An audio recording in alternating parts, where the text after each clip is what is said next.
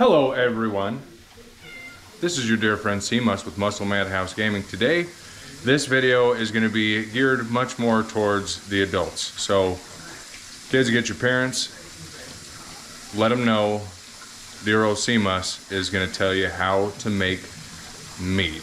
Honey wine. It's delicious, it's a lot of fun, and it's a piece of cake. So you don't need to actually go spend money on booze, just a few simple ingredients you can make your own at home.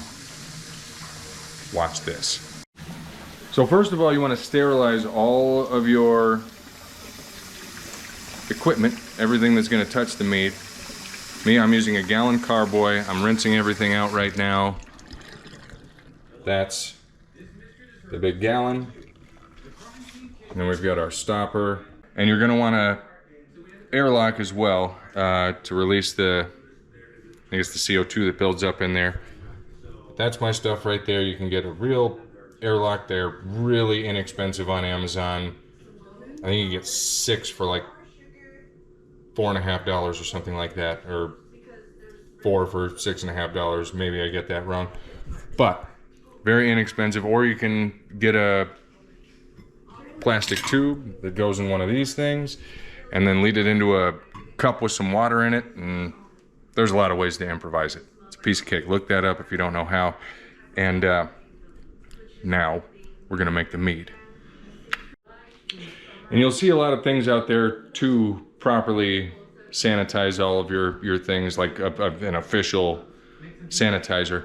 You don't really need that. You can use any unscented dish soap, hand soap. I've used those before. OxyClean is what I've used this time. That works too. But there's a lot of decent substitutes, so you don't have to spend marked up prices on sanitizer. Now, we're gonna make the mead. It's gonna be a lot of fun. You're gonna need some non-chlorinated water or filtered water. I don't know how much that really matters. I've kind of just used tap water before, and you do want to warm it up a little bit. Don't get it boiling, because then you'll end up killing the yeast. You need to make sure, I think it's at least under 90 degrees, so you don't, when you put the yeast in, so you don't end up killing the yeast. And you don't need to, but you can use a yeast nutrient, which is basically just dead yeast. You can boil some yeast and kill it and use that as a yeast nutrient, or if you've got some expired yeast lying around, that's a good way to use it. And then the actual winemaker's yeast here, that's the code name. Also very inexpensive on Amazon. I've used active dry yeast before too for the yeast for it, and it's worked perfectly fine. It did the trick, let's say. Wink, wink, nudge, nudge. And now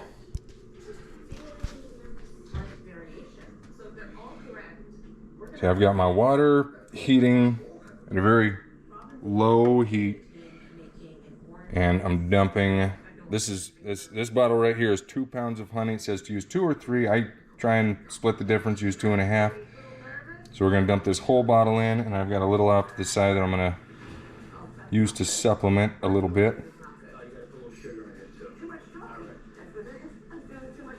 And as this heats, we're gonna add some other special little flavors to our mead here. This time, a lot of times people use fruit, and usually some sort of fruit. I am gonna do a chocolate chili pepper mead, so it's gonna be a little bit spicy. There's a little bit more honey. All right, that should do there. Now we're gonna add our flavors to the carboy, the jug, the fermenting device, unit, thing, whatever you come up with. You can go to your local grocery store, the bakery counter, ask for frosting tubs. It's got to be food grade stuff, but you can use that. I've done that. I made some mead for everybody for Christmas using a much bigger tub, and yeah, they work just as well.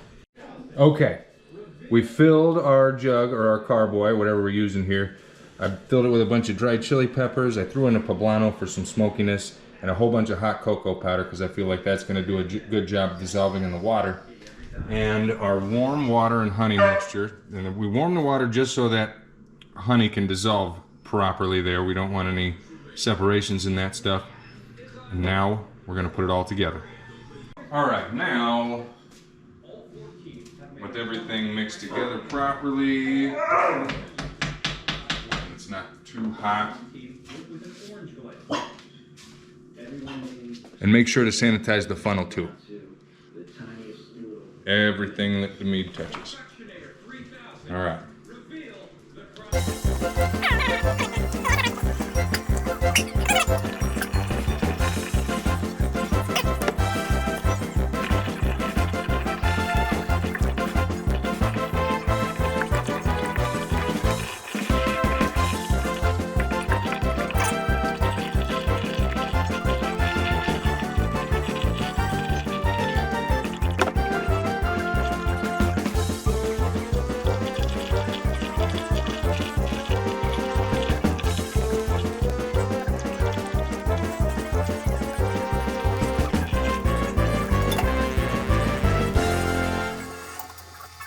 Before we add the yeast, we've got all of our other ingredients mixed together, and we're just gonna shake the heck out of it to get them all mixed up.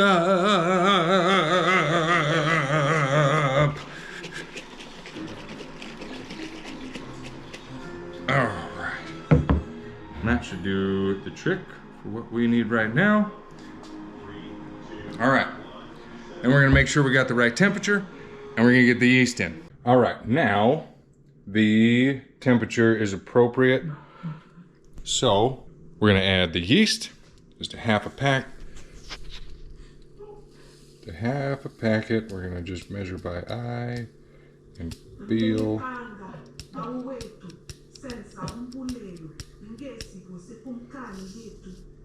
Yeah, a little bit more. Then we're going to add the yeast nutrient, also just a half a pack.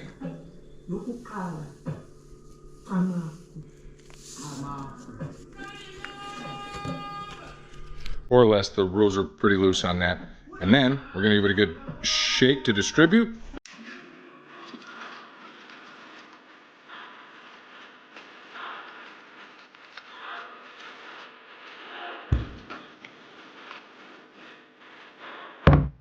All right, now that we've distributed the yeast appropriately, we're gonna fill the airlock to the fill line.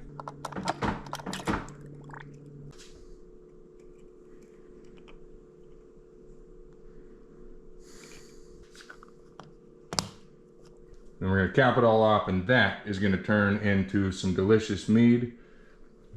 We need to put it in a cool, preferably dark, doesn't really matter a whole lot, place for the next 4 weeks. Some do less, some do more. 4 weeks is a good solid way to do it. And let's see how it turns out. Stay tuned, everybody.